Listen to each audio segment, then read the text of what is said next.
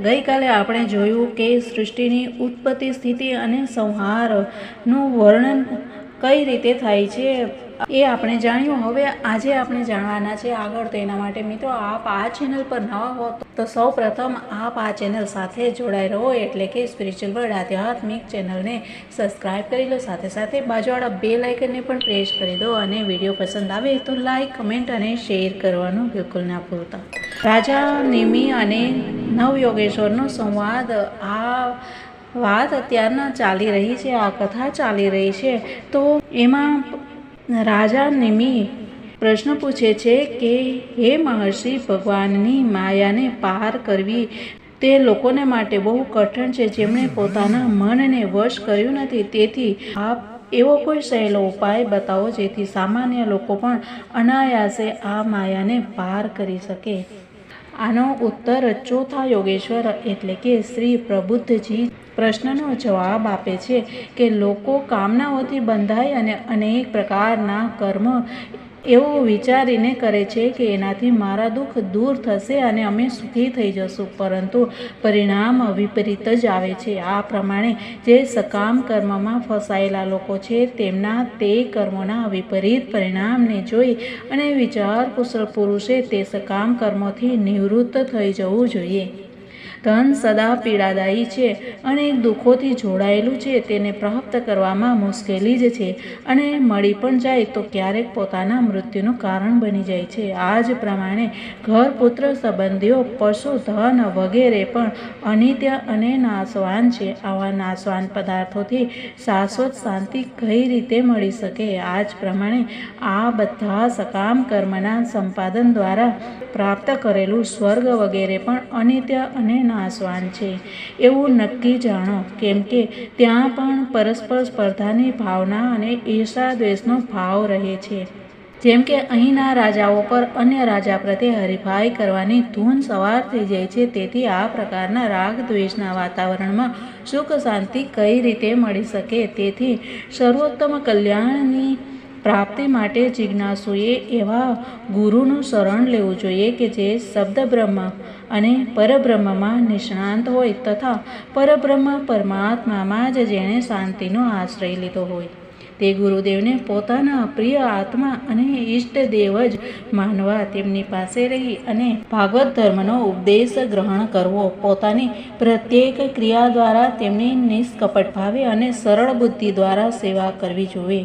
આવું કરવાથી ભગવાન બહુ જ જલ્દી પ્રસન્ન થાય છે. ભગવાન કૃપા મૂર્તિ છે, ભક્તો પર કૃપા કરવાનો મોકો જોતા જ રહે છે. વધારે તો શું કહું, તેઓ ભક્તોને સ્વયં પોતાની જાતને પણ દાનમાં આપી દે છે.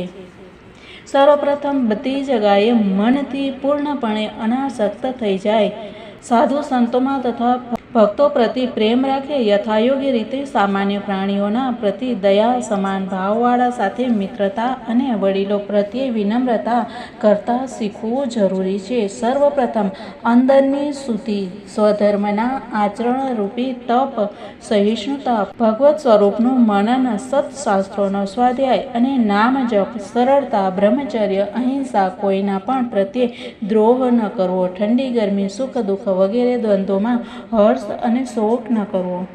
એક જ આત્મા સર્વત્ર વ્યાપ્ત છે, આવા ભાવથી આત્માની સત્તાને સર્વત્ર જોવી, એકાંત અને પવિત્ર સ્થાનોમાં રહેવું, ઘરની મમતા ન રાખવી, પવિત્ર અને સાદા સરળ વસ્ત્રો પહેરવા, સંન્યાસી હોય તો વલ્કલ પહેરવું, જે કાંઈ મળે તેમાં સંતુષ્ટ રહેવું. ભગવત પ્રાપ્તિનો માર્ગ દેખાડનાર શાસ્ત્રોમાં શ્રદ્ધા, કોઈ પણ અન્ય શાસ્ત્રની નિંદા ન કરવી, મન, વાણી અને શરીરનો સંયમ રાખવો, સત્ય બોલવું, સમ મનનો વિગ્રહ કરવો અર્થાત મનને શાંત રાખવું, દમ ઇન્દ્રિયોનો નિગ્રહ કરવો. અદ્ભુત કર્મ કરનાર શ્રીહરિના જન્મ, કર્મ અને ગુણોનું શ્રવણ, કીર્તન અને ધ્યાન કરવું અને બધી ક્રિયાઓ તેમના માટે જ કરવી. જપ, યજ્ઞ, દાન, સદાચાર, આ સિવાય બીજા જે પોતાને પ્રિય પદાર્થો હોય તથા એ જ પ્રમાણે પોતાના સ્ત્રી, પુત્ર, ઘર અને પ્રાણોને અર્થાત સર્વ કાંઈ ભગવાનને જ અર્પણ કરવું જોઈએ. જેના શ્રી કૃષ્ણ જ આત્મા છે તેવા મનુષ્યો સાથે મિત્રતા કરવી, સંત મહાપુરુષોની પણ સેવા કરવી, એ જ પ્રમાણે સામાન્ય લોકોની પણ સેવા કરવી. જેમ કે કુદરતી આફત આવી જાય તો તેમની અથવા કોઈ ભૂખ્યું તરસ્યું અથવા દુઃખી હોય તો તેવા લોકોની ખૂબ શ્રદ્ધા અને પ્રેમથી નિષ્કામ ભાવે સેવા કરવી.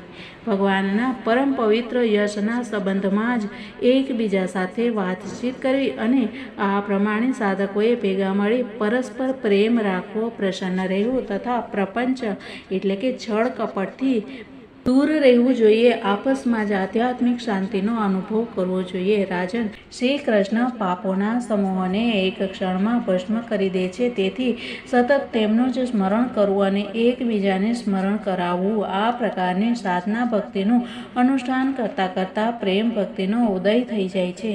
આવી ભક્તિથી તેમનું શરીર પ્રેમ પુલકિત થતું રહે છે. ભગવાનના આવા ભક્તો ક્યારેક તો આ પ્રકારની હજી સુધી અચ્યુત ભગવાનના દર્શન મને થયા નહીં આવી ચિંતા કરતાં કરતાં ક્યારેક રડે છે, ક્યારેક હસે છે, ક્યારેક આનંદ મગ્ન થઈ જાય છે અને ક્યારેક ભગવાન સાથે વાર્તાલાપ કરતા હોય તેમ બોલવા લાગે છે, ક્યારેક નાચે છે અને ક્યારેક ગાય છે, ક્યારેક ભગવાનની લીલાઓનું અનુસરણ કરે છે અને ક્યારેક બિલકુલ ચૂપ થઈ જાય છે. આમ કરતાં છેવટે તે પરમાત્મામાં પ્રાપ્ત થઈ જાય છે અને પરમાનંદમાં ડૂબી જાય છે. આ પ્રમાણે જે ભાગવત ધર્મના જ્ઞાનથી સંપન્ન બને છે તે તેના દ્વારા ઉત્પન્ન થયેલી ભક્તિથી નારાયણમાં લીન થઈ જાય છે અને ભક્તિના પ્રભાવથી તે દુસ્તર માયાને સરળતાથી પાર કરી જાય છે. આ ભક્તિનો ભગવાનની ભક્તિનો મહિમા છે. તો આ સાથે જ મિત્રો મળીએ આપણે આવતીકાલે. ત્યાં સુધી બધાને જય શ્રી કૃષ્ણ. રાધે રાધે. ભારત માતાની જય. સનાતન ધર્મની જય.